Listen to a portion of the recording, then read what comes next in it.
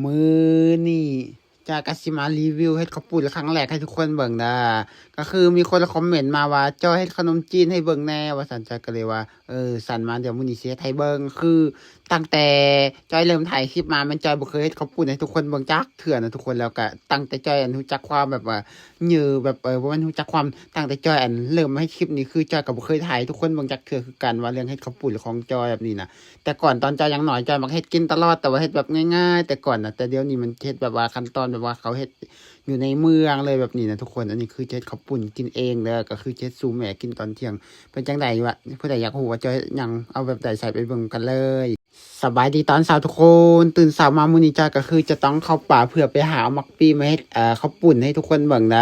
ะอยู่ลาวเจอข้าวปุ้นอยู่ไทยเจอขนมจีนเด้อก็คือมื้อนี้จอยมันจะไปเข้าห้วยเพื่อไปเลาะหาบักมักปี้มาเฮ็ดเฮ็ดข้าวปุ้นให้ทุกคนเบิ่งมีคนคอมเมนต์มาบอกว่าอยากให้เห็นจอยเฮ็ด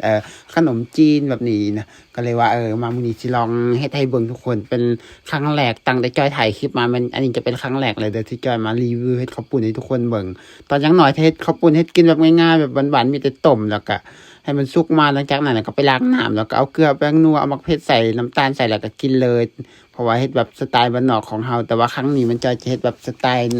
์เขาเฮ็ดในเมืองแบบนี้นะทุกคนจะก็เลยต้องแบบมาเลาะหาเอาอีกอย่างหลายอย่างก็คือต้องเอามักปีก่อนอย่างแรกเลยมักปีมันมาเอาอยู่ในป่าเด้อทุกคนเพราะว่าอยู่บ้านจอยอยากกินมักปีเพียงแต่เฮาขยันดูหมันเข้าในป่าก็ได้กินแหละแต่มักปีอยู่ในป่ามีหลายแห้งมักปีกล้วยป่านะอันนี้จะมักปีอันนี้จะกินได้แต่หมากปีมันได้ทุกคนก็กล้วยอันนี้จะได้กินแต่มักปีมันนี่แหละกับหยวกมันส่วนอันหมากมันจะกินบ่ได้มีแก่นหลายแห้งมักกล้วยป่านี่ทุกคนหลังจากได้มักปีมาแล้วต่อมาจอยก็ต้องเกี่ยมดังไฟเพื่อจะต้มข้าวปุ้นได้ทุกคนก็คือจะต้องดังไฟก่อนดังไฟแล้วก็จะข้างน้ำเพื่อต้มข้าวปุ้นลวกข้าวปุ้นนั่นแหละอันนี้คือขั้นตอนที่2เราก็ต้องเอาหม้อมาข้างแล้วก็เอาน้ำใส่เพื่อจะเกี่ยมจะต้มข้าวปุ้นหลังจากขังน้ำไปแล้วต่อมาจอยก็ต้องไปเกี่ยมผักหอมเพื่อจะมาซอยใส่เฮ็ดข้าวปุ้นทุกคนก็อย่างแรกเลยจอยจะต้องเอาผักกาดก่ำก่อนอันนี้ผักกาดก่ำคืองามแห้งเลยทุกคนจอยเด็ดกินตลอดแต่มันกระโปรงใหม่ตลอดโคตรงามเลยเพราะว่าจอยปลูกไว้เองอันนี้คือได้มาแล้วผักกาดก่ำต่อมาจอยก็ต้องซอยมักปีเดี๋ยวซอยมักปีแม่ของจอยว่าคันว่าอยากให้มักปีดำเราต้องเอาเกลือใส่น้อยนึงแล้วก็จะเอา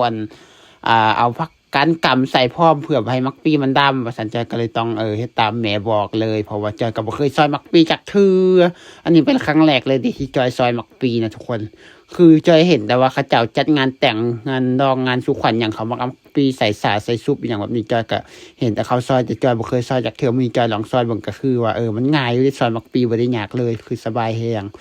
หลังจากซอยมักปีแล้วต่อมาจอยก็ต้องมาเบิ่งหม้อก่อนว่าเป็นจังไดเบิ่งน้ำมันเดือดแล้วต่อมาก็ต้องเอาข้าวปุ้นใส่ลงไปเลยทุกคนน้ำมันฟดมันห่อเลยต่อมาก็มันเอาข้าวปุ้นใส่หลังจากนั้นแล้วก็ต้มปะไว้โดนเลยแหละระหว่างที่เขาต้มข้าวปุ้นปะต่อมาจอยก็ต้องมาคั่วตัวปลาเลยทุกคนเพราะว่าเฮ็ดข้าวปุ้นมื้อนี้จอยมันจะเอาตัวปลาใส่น้ำเด้อปลานิ่นที่จอยไปหามาได้เมื่อวานแล้วได้แต่ตัวเดียวเพราะว่าอยู่ในหนองมันเดี๋ยวนี้มันน้ำมันหลายเวลาไปจับตัวปลามันก็คือยากแห้งแบบนี้นะทุกคนเขาไปหากันเลยได้ตัวปลามาแต่ตัวเดียวมาแต่ตัวเดียวจอยบัวเจ็ดอย่างตอนแรกจอยกับว่าสิแกล้งแต่ว่าพอดีมีคนคอมเมนต์คลิปจอยมาบอกว่าให้ขนมจีนให้เบิ่งแนวหลังจากนั้นจอยก็เลยลองคิดว่าเอามาให้กันข้าวปุ้นเลยตัวปลาสั่นก็เลยลองมาให้ข้าวปุ้นเลยทุกคนหลังจากนี้เบิ่งข้าวปุ้นมันสุกแล้วทุกคนเราก็ต้องเอาถอกใส่สาเพื่อล้างน้ำเด้อเอาน้ำเย็นน้ำที่กินได้ให้แล้วมาล้างให้มันสะอาดแต่ล้างให้มันแบบแบบเที่ยวต้มนะทุกคนเราก็ต้องล้างแบบนี้นะหลังจากเอาข้าวปุ้นไว้แล้วต่อมาจอยก็ต้องเอาน้ำใส่หม้อเพื่อเกี่ยมจะขังต้มน้ำข้าวปุ้นเลยด้วยทุกคนน้ำที่จะใส่ข้าวปุ้นเดี๋ยวก็จะต้องเอาหม้อมาข้างแบบนี้หม้อข้างแล้วก็คือตั้งไฟใส่ปลาไว้จนกว่าหม้อมันจะฟดมันจะน้ำมันจะเดือดแบบนี้นะทุกคนระหว่างเขาทาน้ำมันจะเดือดต่อมาจอยก็ต้องไปหาขุดขาก่อนเด้อเพื่อจะใส่ต้มน้ำข้าวปุ้นเด้อเฮ็ดน้ำข้าวปุ้นขุดขามาได้แล้วต่อมาก็จะต้องไปเอาใบมะขี้หูดใบมะกรูดนะแล้วได้มากก็จะต้องไปล้างน้ำทั้ง2อย่างสิ่งที่เราไปเอามานะทุกคนหลังจากเขาล้างน้ำแล้วต่อมาจะก็ต้องเกี่ยมแล้วก็จะต้องเอามักเล่นใส่น้ำแล้วก็จะเอามักเพชรแห้งแล้วก็ผักบัวผักเทียมแล้วข่าแล้วจากนั้นแล้วก็เอาเกลือใส่หม้อลงไปแล้วก็เอาเครื่องหอมที่เราเกี่ยมจะใส่ไปต้มไว้เลยทุกคนหลังจากเขาต้มไว้โดนสักพักหนึ่งมันเขาต้มมักเพชรอีกอย่างมันก็คือว่าเปื่อยหมดแล้วต่อมาก็จะต้องเกี่ยมเอาไปต้มไปตำเลยทุกคนหลังจากเขาต้มแล้วก็จะเอาไปตำแต่ว่าก่อนเราจะไปตำ ผักหอมมันก็จะต้องเอาตะปาต้มไว้ก่อนต้มตะปาไว้ก่อนเด้อหลังจากนั้นแล้วต่อมาก็จะต้องมาตำผักหอมที่เราต้มไว้เมื่อกี้แล้วทุกคนก็จะเป็นผักบัวผักเคี่ยมผักเพชรแล้วก็จะเป็นราคาหลังจากนั้นครับก็คือตำเข้าไปมันแหลกเลยทุกคนหลังจากตำมันแหลกแล้วต่อมาก็จะต้องควัดเอาใส่ถ้วยไว้เผื่อจะไปขั่วอีกเทื่อนึงเขาขั่วให้มันแบบมีกลิ่นหอมอย่างประมาณนี้นะทุกคนหลังจากนี้ก็มา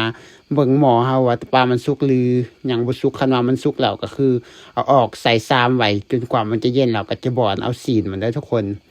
ในระหว่างเฮาจะบ่อนตะปาก็จะต้องเกี่ยมขั่วอันเครื่องหอมก่อนเด้อทุกคนเอาน้ำมันใส่ในหม้อปะไว้มันเดือดแล้วต่อมาก็มันเอาผักหอมที่เราตำเมื่อกี้แล้วมาขั่วเด้อวันนี้ขั่วให้มันมีกลิ่นหอมออกมาให้มันแหมจักหน่อยหนึงแล้วก็เอาไปมากรูดใส่ลงไปหลังจากนั้นแล้วก็ขั่วให้มันเข้ากันเลยเด้อทุกคนอันนี้ยังบ่ทันได้ใส่เกลือแป้งนัวเด้อเที่ยวเฮ็ดนี่นะยังบ่ทันได้ปรุงอีหยังเลยมีแต่ตอนต้มตอนแรกได้เอาเกลือใส่น้อยนึงแบบนี้นะหลังจากนั้นแล้วก็เอาหม้อมาข้างไว้คือเก่าแล้วก็เอาเครื่องหอมมาอันที่เราขั่วเมื่อกี้แล้วมาใส่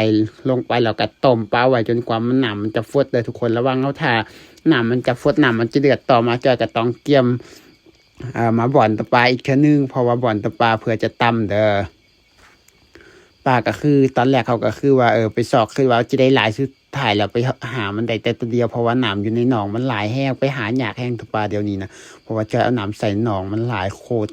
หลายเลยน้ำมันเอาหลายแล้วเอาตะปาก็ยากเวลาไปเอามาก็ได้เพียงตัวเดียวนี่ทุกคนผู้เจ็ดยังกินกันเลยมาให้เขาปุ้น หลังจากเขาบ่อนใส่โคกแล้วต่อมาก็จะต้องตำให้มันแหลกเลยตะปาแล้วจากนั้นเราก็มาเบิ่งหม้อมันนำเอาตะปามาใส่เลยทุกคนแบบนี้เตรียมปรุงเลยหลังจากเอาตะปาใส่แล้วก็จะพยายามคนให้มันเข้ากันหลังจากนั้นเราก็ปรุงด้วยปลาแดกแล้วก็จะเอาแป้งนัวใส่แล้วก็จะเอาน้ำตาลใส่มีเครื่องปรุงจอยมันใส่ได้3อย่างเลยทุกคนเพราะว่าเกลือจอยใส่ก่อนหน้านี้แล้วเด้น้ำปลามันจะไว้ใส่ตามหลังเวลาจะกินเอาแบบนี้นะทุกคนหลังจากมันสุกแล้วเรียบร้อยแล้วต่อมาก็จะต้องเอามักปี้ใส่ในถ้วยแล้วก็ผักหอมใส่ในนึงหลังจากนั้นแล้วก็จะเอาข้าวปุ้นใส่เลยทุกคนเฮ็ดกินมื้อนี้มันจะเฮ็ดสู่แม่กินกันแค่2 คนเด้ออยู่นา2 คนแม่ลูกมื้อนี้นะเพราะว่าเดี๋ยวนี้อยู่เฮือนก็ยังมีแต่จอยผู้เดียวเด้อที่อยู่นำพ่อกับแม่แล้วก็แม่เฒ่าเพราะว่าอายน้องของจอยอาย2 คนน้อง2 คนคือเดี๋ยวนี้อยู่ในเมืองหมดแล้วเขาเจ้าไปเลาะหาเงินใส่ชีวิตของไว้ของมันสรุปแล้วตอนนี้ยังเหลือแต่จอยผู้เดียวเด้อที่อยู่เฮือนนำพ่อนำแม่เพราะว่าจอยมักลำบากจอยก็เลยต้องอยู่เฮือน คนอื่นเขามักสบายเขาก็เลยต้องไปหาเงินส่วนจอยมักลำบากจอยก็อยู่เฮือน ตอนนี้คือยังเหลือแค่4 คนเด้อทุกคนอยู่เฮือนแล้วสำหรับการเฮ็ดแนวกินของจอยก็คือมีแค่นี้เด้อทุกคนเฮ็ดเองกินเองก็คือแซ่บจอยถามแม่ว่าแซ่บบ่แม่บอกว่าบ่แซ่บมันจางเกลือน้อยนึงแม่ก็เลยเอาเกลือเอาน้ำปลามาตื่มใส่กินก็เลยแซ่บแล้วแบบนี้ อันนี้มันเฮ็ดครั้งแรกเลยทุกคนเฮ็ดกินครั้งแรกคือจะว่าไปครั้งนี้เป็นครั้งแรกที่จอยเฮ็ดแซ่บที่สุดเพราะว่าตอนยังน้อยเฮ็ดกินแบบหวานๆคือว่าจังได๋วะแต่ก่อนคือว่าแซ่บก็บ่สู้ตอนนี้หรอกตอนนี้เฮ็ดแซ่บกว่าแต่ก่อนแล้วคลิปตัวนี้จอยก็ได้ขอจบส่ำนี้แล้วพบกันใหม่คลิปหน้าเด้อเวลาก็บ๊ายบาย